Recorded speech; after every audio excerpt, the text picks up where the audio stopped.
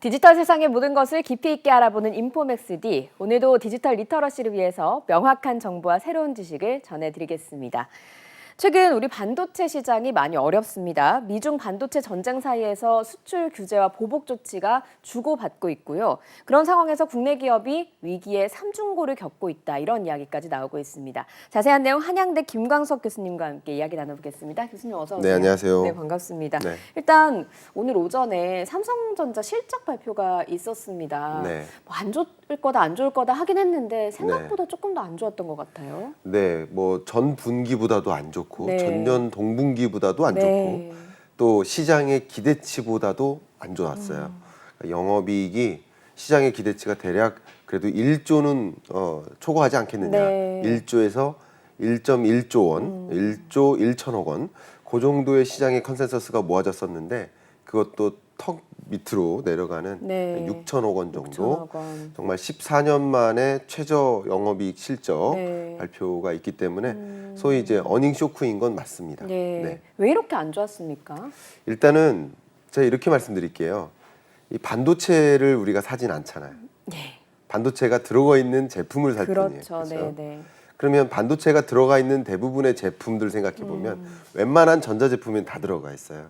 우리가 타는 자동차에도 한 200여 개, 300여 네. 개 들어가 있고, 그리고 뭐 심지어 헤어 드라이기라든가 뭐 이런 여러 장난감 뭐 다 들어가 있습니다. 네. 근데 결국 이 반도체, 특히 고사양 반도체가 들어가 있는 주요 품목들이 가전제품이나 네. 스마트폰, 네. PC 네. 이런 주요 내구재에 들어가거든요. 근데 22년, 23년 경기 침체가 시작됐죠. 경기 둔화가 되고 경기 침체가 시작되고 네. 특히 경기 침체가 오게 된 배경은 고금리죠. 금리가 너무 높다 보니까 기업들이 적극적으로 신규 투자를 안 해요. 그렇죠. 네. 그리고 소비자들도 내구재 소비를 안 네. 해요. 스마트폰 자체도 안 바꾸게 되더라고요. 그렇죠. 네. 이 경기 침체 국면에 특히 고금리에 따른 역습을 받는 이런 국면에 우리가 쌀 소비를 줄이진 않거든요. 네. 근데 내구재 소비는 줄여요. 그렇죠. 좀 더 쓰자. 네, 네. 텔레비전 좀 더 쓰자. 네. 냉장고 좀 더 쓰자. 이렇게 되는 거예요. 버틸 수 자동차 있으니까요. 뭐 네. 1, 2년 더 타자. 네. 이렇게 되는 거예요. 경기 침체 국면에. 그러니까 내구재 수요가 둔화되니까 당연히 내구재 생산 용량 계획이 어떻게 됩니까?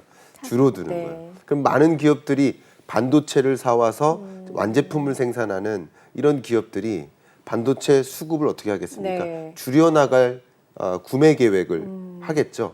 그것이 먼저 영향을 받는 거죠. 네. 반도체 수요가 급감하는 것은 결국 글로벌리 반도체가 들어가 있는 내구재 수요가 급감할 것을 예감하면서 네. 23년 내내 네. 예감하면서 먼저 생산 계획에서부터 구매 조달 계획에서 크게 기존 예상치보다 줄어들면서 네. 말 그대로 영향을 받을 수밖에 없는 거라고. 그 수출도 상당히 안 좋았잖아요. 이런 네. 것들도 영향이 있었다고 봐야 되는 거죠. 그럼요. 네. 그러니까 반도체가 우리나라 전체 수출의 대략 한 20%를 효자 차지하거든요. 품목이죠. 네. 20%라는 게 얼마나 어마어마한 네. 거냐면 우리나라 스마트폰 수출도 많이 하잖아요. 네. 근데 스마트폰 수출액이 전체 수출액에서 2.5% 정도밖에 안 됩니다. 20%에 비하면 정말 예. 작아요. 네. 우리 가전제품 수출도 네. 많이 하잖아요. 외국 나가면 사람들이 삼성 폰은 다 알거든요. 그런데도 2.5%. 그렇죠. 그렇죠. 뭐 배터리도 얘기 네. 많이 하잖아요. 네. 배터리 1.3%밖에 안 됩니다.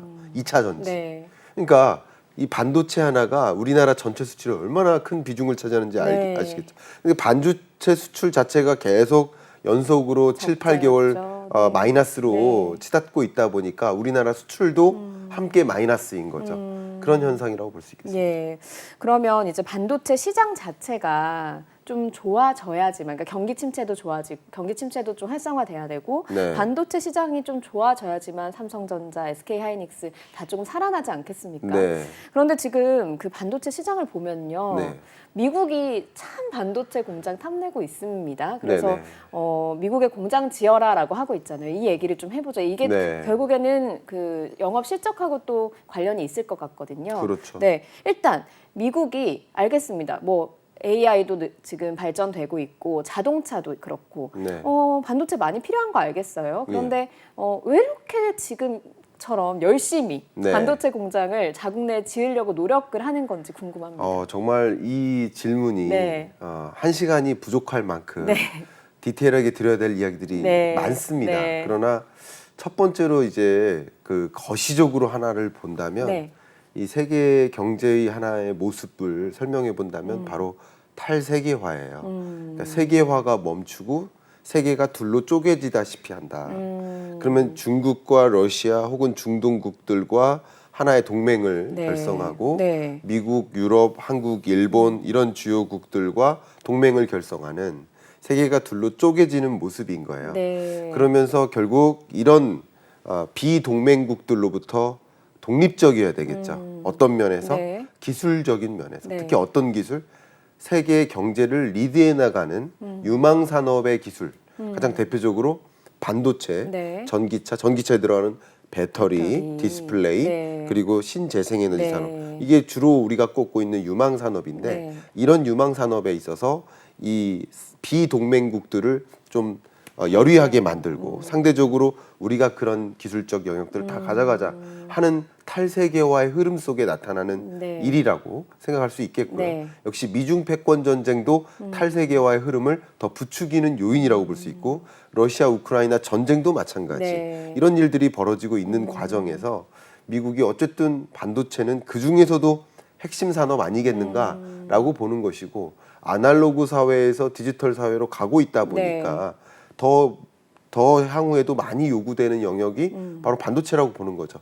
가장 간단한 그 증거가 우리가 지금 타고 있는 화석연료 기반의 자동차 반도체가 몇 개 정도 들어가는지 혹시 아세요? 한 200~300개 정도 들어가요. 근데 전기차에 몇 개 정도 들어갈까요? 현재 있는 전기차에? 전기차. 글쎄요. 한 몇 700~800개 들어갑니다. 아, 그렇구나. 그리고 자율주행 전기차면 몇 개 정도 들어갈까요? 더 많이 들어가요. 3,000개 정도 네. 들어갑니다.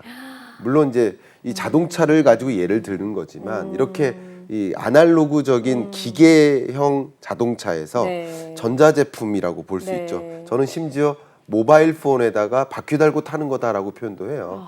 이렇게 자율주행 전기차로 건너가는 과정에서 네. 반도체는 더 많이 필요해지는 네. 거예요. 그만큼 미래 산업에는 반도체 수요가 더 늘어날 거라는 것은 우리가 가늠할 수 있겠죠. 네. 미래 산업 사회에는 아무래도 전기차나 배터리가 더 많이 필요한 그런 산업이라는 것을 이해할 수 있겠죠. 네. 그런 식으로 그런 영역에 중점을 두고 네. 미중 패권 전쟁을 벌이는 것이고 네. 탈세계화를 이뤄나가는 것이다 이렇게 볼 수 있겠죠. 저는 또 한편으로는 그런 생각도 네. 드는 것이 여태까지 미국이 아예 반도체 설계 자체를 안 해온 것은 아니었거든요. 네. 그러니까 제조 공장이 지금 없었던 거잖아요. 워낙 네. 싼 대만이나 뭐 우리나라도 반도체를 잘 만드니까 맡기면 되니까요. 네. 무기에도 이제 첨단 시설들이 들어가다 보니까 반도체가 필요해서 그럼요. 미국이 세계 1등을 차지하려면 무기를 잃으면 안 되잖아요. 네. 그래서 탐내는 거 아닌가 하는 생각도 드는데 맞습니다. 다 포함되죠. 네. 예, 왜냐하면 이 군산업 혹은 뭐 국방 장비 네. 이 모든 것들이 다 첨단이에요. 지금은 그냥 기계를 들고 싸우는 게 아니죠. 네. 정말 첨단이기 때문에 고성능 반도체가 반드시 들어갑니다. 네. 말씀하신 것처럼 이 반도체 산업에 밸류 체인이 있는데 일단 반도체라는 것을 만들고 그런 완제품의 반도체가 소비되기까지의 그 과정에는 네. 처음에 이런 설계가 있겠죠. 그리고 R&D나 설계가 있습니다. 이런 영역에서는 미국이 잘하죠. 독보적인 네. 영역을 갖고 있고요. 또 우리나라도 반도체를 생산하거나 메모리 반도체 1위 네. 국가인 거 맞고요. 그러나 역시 소재나 부품 장비 영역에서는 일본이 또 상당한 위치를 차지하고 네. 있습니다. 이게 밸류 체인에서 우리가 모든 것을 갖고 있는 게 아니라 네. 설계나 R&D 영역 그리고 소재 장비 같은 영역은 또 일본이 다른 나라들이 많이 갖고 네. 있어요. 우리나라는 뭐 생산이라든가 메모리 반도체라든가 이런 부분에서는 압도적인 지위를 갖고 있는데 그러니까 미국이 이 밸류 체인 전체를 가져가겠다라는 네. 거죠. 왜냐하면 반도체는 유망 산업이니까 네. 우리는 주로 설계 영역에 중점을 두고 있었지만 그냥 말 그대로 생산 설비부터 메모리 반도체나 시스템 반도체까지 우리가 소위 다 해먹겠다라는 방향으로 움직이는 거라고 볼 수 있겠죠. 네, 뭐 그거 관련해서 이제 뭐 보조금 얘기, 뭐 관련 얘기들이 이제 좀 자세히 나올 텐데 그건 좀 조금 이따 여쭤보고요. 네. 우리나라가 어쨌든 지금 삼성전자 실적도 나왔습니다만 상당히 그 어려움을 겪고 있다. 반도체 네. 부분에 있어서 삼중고라는 얘기가 나오더라고요. 네. 일단은 앞서서 짚었던 것처럼 적자가 포함될 거고요. 예. 나머지 두 가지는 또 어떤 것들이 있어요? 예, 첫 번째가 실적이죠. 네. 반도체 실적이 매우 안 좋고요. 네. 물론 삼성전자의 주가를 결정짓는 것이 실적이라고 생각할 수 있지만 실적과 무관하게 주가는 흘러갈 때가 굉장히 네. 많습니다. 왜냐하면 주가는 선행지표이기 때문에 실적이 아무리 어두워도 실적이 아무리 어닝 쇼크라고 할지라도 이미 그런 것들이 선반영됐고 23년 1분기 실적은 어두울 거라고 이미부터 예견했기 때문에 알고 있었던 그래서 사실이다. 먼저 주가가 떨어지는 것이고 네. 이 실적이 발표되면 주가는 반등할 수도 있는 거예요. 자, 그 오후에 뭐 그런 얘기를 더 해볼 수 있도록 하겠고요. 어쨌든 이제 실적과 주가의 관계를 좀 구분지시면 네. 좋겠고 실적은 어쨌든 계속 떨어지고 있는 떨어지고 국면인 있죠. 거죠. 네. 무슨 말씀이냐? 22년 4분기도 어려웠는데 4분기부터 더 떨어진 거죠.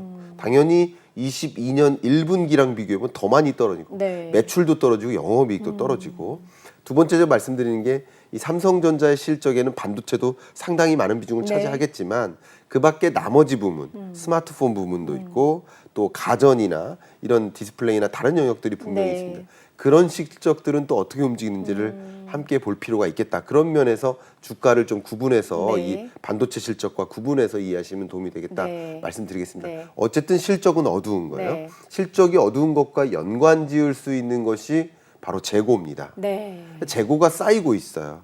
그냥 네. 한 1년 정도 네. 우스갯소리로 네. 그냥 가동 하나도 안 해도 팔 수 있을 충분히 정도로? 팔 수 있을 만큼의 재고가 쌓여 있다. 이것은 예측을 잘못한 건가요? 아니면 생각보다 안 팔린 게 예측을 잘못한 걸 테니까요. 둘 그러니까 더 안 다죠. 좋았던 건가요? 예, 둘 다죠. 반도체라는 것이 뭐 수요가 줄어든다 하고서 생산 공정을 잠깐 전원 빼놓고 할 수가 없습니다. 계속 가동을 해야만 하는 그런 산업 생태계가 네. 있습니다. 그렇기 때문에 뭐 반도체 수요가 급감한다는 것을 예견해 놓고서도 생산 설비 용량을 줄이거나 하지 않았고요. 네. 더 R&D가 추가될 필요가 있었던 거죠. 그러나 어쨌든 재고가 계속 쌓이는 겁니다. 재고가 정말 역대급으로 쌓였고요. 재고의 증감률로 봐도 상당한 수준이지만 네. 재고율 자체가 계속 쌓여가고 있는 모습. 이것은 결국 어떤 현상을 만들까요? 재고가 쌓인다. 이게 부동산 시장도 마찬가지거든요. 네. 미분양 주택이 쌓인다. 네. 이건 뭐 어떤 걸 예고할까요? 투자는 했고 만들어냈는데 안 팔리면 이익이 없는 거잖아요. 예, 그러면 네. 결국 가격이 떨어진다라는 떨어지죠. 것을 네. 봐내요. 왜냐하면 수요는 없고 네. 공급은 많다라고 했을 네. 때는 가격은 항상 조정되는 거예요. 마찬가지 반도체 가격, 디램 가격 이런 반도체 가격이 떨어지는 거예요. 그러니까 영업이 매출 손실보다 영업이익 손실이 더 많은 거예요. 네. 그래서 그런 겁니다. 네. 매출은 적당히 이루어지더라도 가격이 떨어졌기 때문에 네. 결국 이익이 줄어드는 그런 국면이라고 볼 수 있는 네. 거예요. 그러니까 재고가 계속 쌓인 것도 지금의 삼성전자의 어떤 실적이나 주가의 모습을 보여주는 것이고요. 네. 세 번째 삼중고라고 한다면 바로 미국의 네. 반도체 지원법 네. 이런 것을 비롯한 대외적인 환경 네. 이런 것들을 좀 꼽지 않을 수가 네. 없겠습니다. 그 부분 조금 더 짚어보도록 네. 할게요. 반도체 지원법 미국에서 나왔습니다. 일단 뭐 쉽게 설명하면 우리가 너희한테 보조금을 어느 정도 지원을 해줄 테니 우리 네. 땅에 공장 지어라. 네. 보조금 얼마 주는 겁니까? 일단? 네. 사실 이제 보조금 네. 규모보다 더 중요한 게 네. 보조금의 성격인 거예요. 이건 약간 이런 겁니다. 내가 장학금 줄 테니까 네. 대신 학교 마치고 우리 회사 와야 돼. 근데 그 회사가 내 이 학교 마치고 좋게 취업하는 방향은 아니라고 만약에 네. 가정했을 네. 때 예, 좋은 선택이 아닐 수도 있다 이거죠. 바로 그거죠. 이 반도체 지원법은 지원해주겠다는 거예요. 네. 지원해주는 만큼 왜냐하면 지원금은 어디서 나올까요? 미국 국민들의 세금으로 세금에서 나오는 나오는 거죠. 네. 어쨌든 지원금을 줄 테니까 그만큼 우리 미국에도 기여를 해주세요라는 네. 단서가 들어가는 거죠. 그렇죠. 그런 것들이 지원금을 받는 게 맞을까 하는 고민을 하게 만드는 그런 영역이라고 볼 수 있겠죠. 보조금을 이제 지원금을 주려고 하는 그 미국 국민의 세금이 한 50조 원 정도 된다라고 네. 하더라고요. 기사에 네. 따르면 예. 우리나라 그러니까 삼성전자도 공장을 짓기로 이제 얘기는 되고 있고 네. 그리고 SK 하이닉스도 들어갈 텐데 대략 뭐 한 10% 정도의 보조금을 받는 것 같거든요. 네. 그럼 이런 생각도 들어요. 이제 지금 반도체 지원법에서 6가지 정도의 조건을 내건 거잖아요. 네, 맞습니다. 이게 우리한테 유리하지 않으면 예. 굳이 우리가 보조금을 받아야 되나 말씀하신 대로 그런 네. 생각도 들긴 하는데 네. 일단 이게 우리한테 유리한지 안 한지부터 좀 따져봐야 할 것 같습니다. 네, 좋습니다. 독소 조항이라는 얘기들이 나오고 있거든요. 맞아요. 네, 6가지 중에 어떤 것이 가장 좀 치명적인 조항이라고 보면 됩니까? 뭐 가장 치명적인 것은 뭐 이익을 공유한다든가 네. 혹은 뭐 중국에 추가적인 투자를 하지 못하게 한다든가 네. 뭐 이런 것들도 또 중요한데 네. 지금은 어쨌든 기술력 전쟁인데 기술력 전쟁이라는 관점에서 그러면 우리 기술을 안보를 해치면서 기술 안보를 해쳐가면서 우리 반도체 생산 설비나 이런 것을 자유롭게 접근할 수 있도록 할 수 있는 거. 그 부분 이제 시청자들 위해서 어떤 내용인지 좀 먼저 설명을 해주실 수 있을까요? 네. 일단은 미국의 경우에는 지원금을 준다라는 얘기는 네. 그만큼 우리 산업에 기여를 해라라는 것인데 네. 그 큰 그림을 그리고 있는 거죠. 네. 물론 지원금을 줄 때 단서 중에 하나가 우리 미국에 공장을 지니까 우리나라 국방 산업에 들어가는 핵심 반도체를 정규적으로 네. 공급할 수 있도록 하는 네. 그런 어떤 기회를 주겠다라는 네. 겁니다. 대신 이거는 국방 장비에도 들어가니까 네. 미국 안보에도 직결되잖아요. 그렇기 때문에 그 미국에 진 공장에 그 접근을 쉽게 원활히 할 수 있도록 해줘라 이건. 볼 수 있게 해달라 공장 그렇죠. 내부를. 예. 그거는 사실 우리 그 기업들이 오랜 시간 동안 노하우를 축적을 하고 경험을 축적을 해서 만들어낸 기술인데 견학가도 보여주진 않잖아요. 네. 공장 견학 같은 거. 이 부분을요. 네. 물론 여러 반도체 전문가분들하고도 이제 대담을 해보고 해보면 어떤 전문가분들은 네. 뭐 그렇다고 해서 기술 탈취가 쉽게 일어날 수 있는 거 아니다라고 하시기도 합니다. 네. 그러나 저는 어떤 생각을 갖고 있냐면 저도 이제 삼성전자의 반도체 사업부라든가 네. 삼성전자에 자주 가는 편입니다. 근데 그 반도체 사업부에 한번 갔었을 때 네. 요만한 백을 들고 갔었는데 들어갔다가 나올 때 이제 스캐닝하는 과정에서 네. USB가 나온 거예요. 근데 이 USB를 반출하지 못했어요. 3주 거기에 동안. 이제 뭐가 들어있는지 몰라서 물론 제가 설마 뭐를 네, 그러니까 혹시나 가서 해서. 강연하러 간 건데, 네. 그죠? 그리고 자문 의견 드리러 네. 간 건데 거기서 뭔가를 기술을 탈취해오거나 탈취해도 전 쓸 줄도 모르죠. 제가 일말의 가능성을 공학자가 보는 아니니까. 거군요. 네. 그러나 삼성전자가 그렇게 엄중하게 네. 그런 데이터나 정보, 사내 정보를 네. 관리하고 있음을 제가 강조해 드리는 거예요. 네. 그래서 3주 정도 만에 네. 그 USB를 반출받은 적이 네. 있어요. 자, 이렇게 삼성전자 자체적으로 이 반도체 기업들이 기술력이 가장 중요한 관건이기 때문에 기술력을 보호하기 위해서 외부에 노출시키지 않기 위해서 정말 많은 보안, 사이버 보안을 비롯한 보안에 많은 투자를 하고 있는데 이 생산 시설이라든가 기술적인 영역에 쉽게 접근할 수 있도록 해준다는 것은 네. 상당히 위협스럽죠. 네. 그리고 많은 업계 전문가들도 얘기를 해보면 그건 좀 위협스럽다라는 표현을 합니다. 네. 그런 부분들은 상당한 독소 조항이라고 볼 수 네. 있지 않을까 생각이 됩니다. 네. 그리고 그 중국 공장 얘기도 앞서서 잠깐 해주셨는데 네. 중국에 지금 우리 삼성과 SK 하이닉스가 공장을 많이 지어놓고 생산을 하고 있었고 네. 그거를 일단 이제 새로 공장 짓는 건 못하게 하고 그거 네. 차치하더라도 지금 있는 공장의 설비도 업그레이드를 하지 말아라라고 하는 조항이 들어있단 말이죠. 그렇습니다. 이거는 또 어떻게 보십니까? 예, 맞습니다. 이 반도체가 네. 계속 이제 초격차라는 단어를 앞세우는 만큼 네. 계속적으로 기술 개발이 필요한 영역이에요. 보다 더 작은 사이즈의 많은 첨단적인 데이터나 첨단적인 기술적 영역이 다 들어가야 되니까 네. 그러니까 반도체가 더 초정밀 그리고 고사양 그리고 초밀화 이렇게 굉장히 작아지는 네.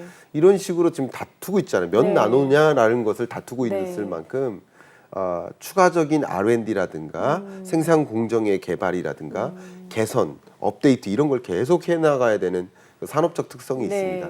근데 추가적인 생산 설비를 늘리면 안 된다.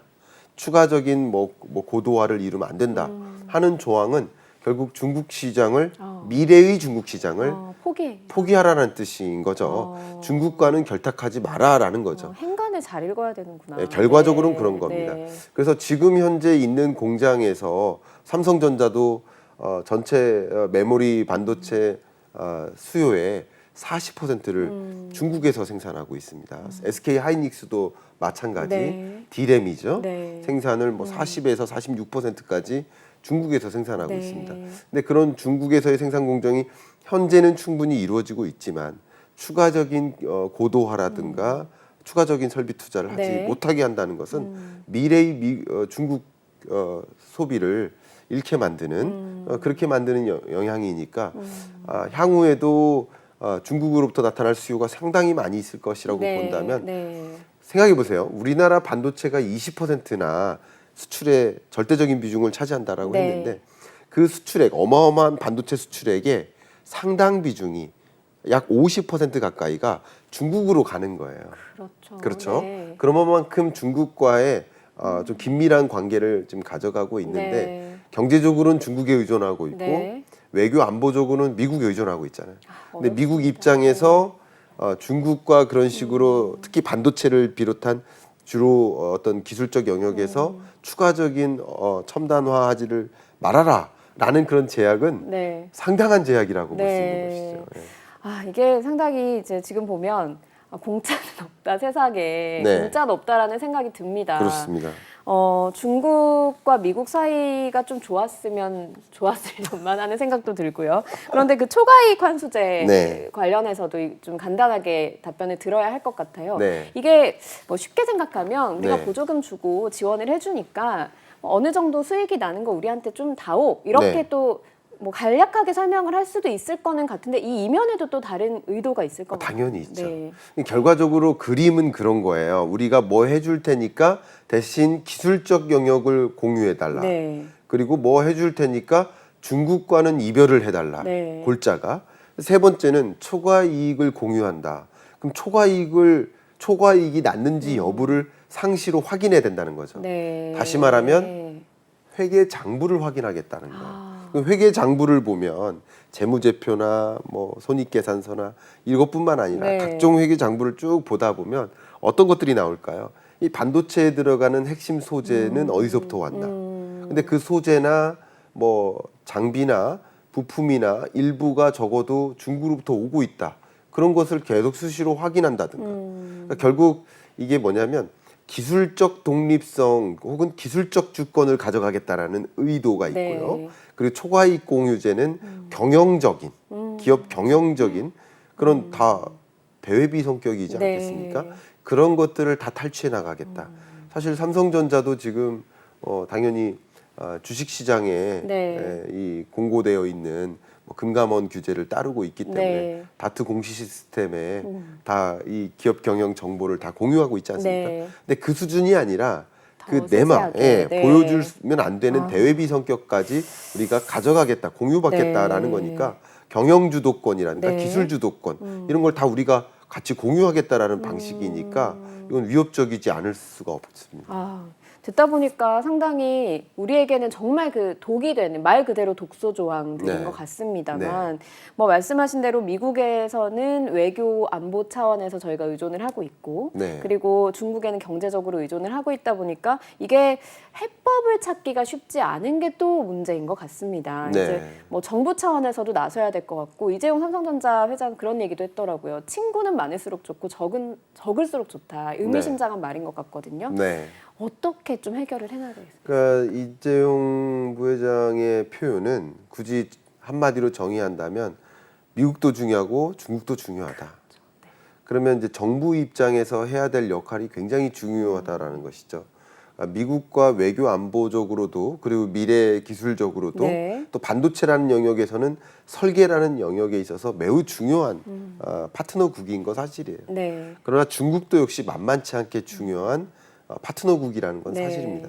정부 입장에서 취해야 될 것은 어떤 특정 국가를 배제하거나 특정 국가에게만 절대적으로 이제 의존도를 가져가거나 하는 모습이 아니라 외교적인 협상력을 좀 발휘해서 이번에 나온 지원법들의 조건들도 좀 협상을 해야 된다라는 말씀이신 그렇죠. 거죠? 왜냐하면 우리나라 이제 외교부나 물론 이제 반도체 지원법과 관련해서는 산업통상자원부가 해결해야 될 역할이 네. 많이 있지만 네. 외교부가 또 해결해야 될 역할도 많이 있다는 거예요. 제가 드리는 네. 이야기는 뭐 그런 이야기의 골자는 결국 우리나라가 미국하고 우방국에 있고 네. 그리고 다양한 면에서 협업 관계에 지금 있기 때문에 그리고 삼성전자도 그렇고 그 밖에 다른 기업들도 네. 이미 미국에 공장이 있고 추가적으로 증사를 하고 있고 네. 그렇기 때문에 우방국적 노력을 다 하고 있으니 우리에게는 좀 뭔가 기회를 달라. 네. 우리에겐 시간적 여유도 달라. 그리고 우리에게는 좀 독립적으로 뭐 다른 나라들과 관계를 갖도록 해줘라 네. 하는 그런 협상력을 발휘해 나갈 시점인 거지. 네. 미국이 그렇게 한다고 네 그렇게 하겠습니다라는 방식으로 움직이면은 안 된다는 거죠. 그 무엇보다도 네. 조율. 그러니까 외교인 거예요. 네. 이게 기술의 반도체 법적으로 문제가 나누는 게 아니라, 아니에요. 네. 외교적으로 협상하는 것이기 때문에 우리가 그만큼 뭔가를 하고 있으니 우리에게는 특별한 뭐 조건을 부여해달라라는 네. 식으로 외교적 협상력을 최대한 끌어내야만 우리 기업들이 당하지 않고 살 수 있다는 거죠. 그리고 사실 우리나라만큼 반도체 잘 만드는 나라가 아직까지는 그렇게 많지 않잖아요. 네. 그런 걸 좀 패로 가져갈 필요도 있지 않겠습니까? 그런 면에서 지금 우리나라 정부가 하고 있는 일 중에 저는 좀 긍정적으로 볼 수 있는 것이 우리나라 내에 네. 최대 규모의 반도체 산업 클러스터를 조성하는 것. 용인, 기흥, 평택, 시흥 이쪽 지역을 합하면 네. 최대 반도체 클러스터가 됩니다. 네. 이곳을 통해서 스스로 우리가 팹리스 영역이라고 하죠. 파운드리 영역. 네. 메모리 반도체는 1위지만 팹리스, 이 파운드리 영역은 상대적으로 2위인 건 맞습니다만 네. 압도적으로 TSMC에 열의해요. 네. 비중이. 네. 세계 시장으로서. 그런 영역도 우리가 같이 가져가고 동시에 설계 영역, 소재 부품 장비 영역. 그러니까 반도체가 핵심 산업이라는 것을 부정할 수 없다면 네. 이 반도체에 구성되는 각종 밸류체인의 전방 후방까지 다 네. 우리가 모두 다 우리가 경쟁력을 보유할 수 있도록 이 산업 클러스터 안에서 네. 모든 것을 조성해 나가는 노력이 필요하지 않을까. 네. 그러니까 미국의 공장 짓거나 중국의 공장을 유지하고 업데이트하는 것도 필요하지만 네. 우리나라 자체적으로 기술을 보유하고 밸류체인 전체를 확보하는 그런 노력도 함께 맞물려야 된다고 보고 있습니다. 그러면 이제 정부는 앞으로 협상에 조금 더 신경을 쓰면서 동시에 네. 우리의 자생력도 키우는데 굉장히 이제 투자를 같이 많이 해줘야 된다는 말씀을 결국엔 하시는 그걸 거군요. 어려운 단어는 아니지만 네. 그걸 영어로 바기닝 파워라고 하죠. 네. 우리가 기술적으로 압도적인 역량을 갖고 있고 네. 우리 한국 없으면 안 된다라고 했을 때는 절대 그런 식으로 이끌려 다니지 않을 수 그렇죠. 있어요. 네, 네. 그냥 이럴 때일수록 초격차를 벌려야 네. 되죠. 계속 쫓아다니다가는 네. 완전히 모든 산업을 뺏기게 됩니다. 이미 그런 사례들이 일본도 있고 많이 있지 않습니까? 네. 이런 중요하다고 생각하는 산업을 뺏기지 않기 위해서는 우리가 이럴 때일수록 격차를 더 벌려서 네. 우리나라 산업 직접 클러스터를 조성할 계획을 이미 세웠지만 네. 거기에 더 혁신적으로 다른 기업들을 또 불러오는 거죠. 네. 이 다른 기업들이 여기 오지 않으면 손해겠구나라는 것을 느끼게끔 만들어야 된다는 네. 거죠. 네, 그런 방향으로 외교적 당황력과 산업통상자원부의 어떤 산업진흥정책 이런 네. 것들이 함께 맞물려야 되지 않을까 생각합니다. 예, 알겠습니다. 뭐 잘해왔던 분야니까요. 조금만 신경 쓰고 조금만 더 노력을 하다 보면 네. 이게 뭐 유지를 하고 더 나아갈 수 있다라는 또 희망도 보이는 것 같습니다. 네. 어떻게 해 나갈지 좀 지켜보도록 하겠습니다. 교수님 오늘 말씀 여기까지 듣겠습니다. 네, 고맙습니다. 감사합니다. 네, 인포맥스D 벌써 마쳐야 될 시간이 됐습니다. 영상을 보신 후에 궁금하신 점이나 개선해야 될 점이 있다면 유튜브 연합뉴스 경제TV 채널을 통해서 댓글을 달아주시면 저희가 더 좋은 방송으로 찾아뵙겠습니다. 저희는 월요일에 뵙겠습니다. 고맙습니다.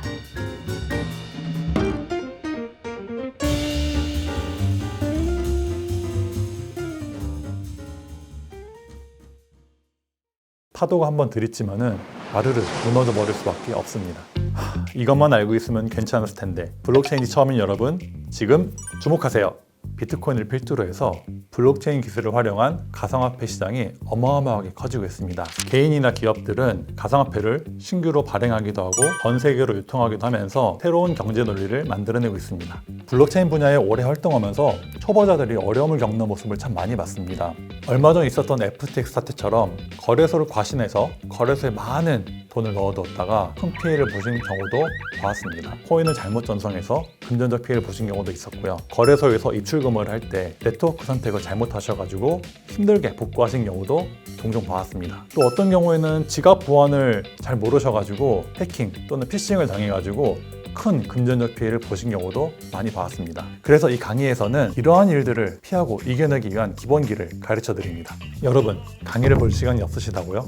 하루에 1시간씩 딱 일주일만 투자하십시오. 블록체인의 정확한 개념을 머릿속에 그려낼 수 있을 겁니다. 초보자들을 위해서 기초와 실전을 융합해서 구성했습니다. 첫 번째, 쉬운 개념 설명입니다. 지갑 만들기, 전송, 들어는 봤지만 알기 어려운 이런 내용들을 개념부터 차근차근 설명해 드립니다. 두 번째로 용어 정리입니다. 하드포크, 스테이블코인, 어렵다는 느낌이 드는 용어들을 제가 또 쉽게 정리해 드렸습니다. 세 번째, 실전 적용입니다. 기초적이지만 막상 닥치면은 초보자들은 당황할 수밖에 없는 그런 문제들 있죠. 스스로 분석하고 해결할 수 있는 능력을 길러드립니다. 블록체인과 친해지는 가장 쉬운 지름길, 제가 안내해 드리겠습니다.